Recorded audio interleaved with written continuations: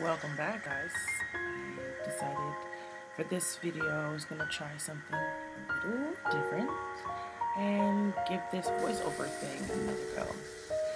And I thought, since I had so many clips of me from this week spending time in water, using water, walking, communing with the spirit of water, some traditions recognize as Yemaya, I would make this video about my day with water and all the ways in which water nurtures and holds and heals me every day.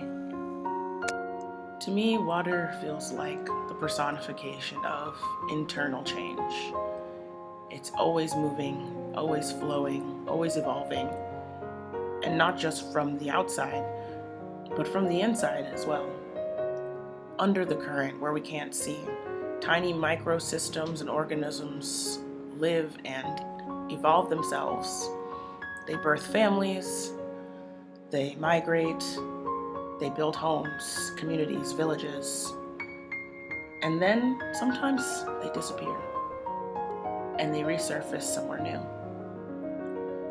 This representation of water keeps me grounded and given me the validation that I need at times when I feel that so much inside and outside of myself is changing, and times where I feel so powerless to those changes, the inevitable, the only true constant in this world, change.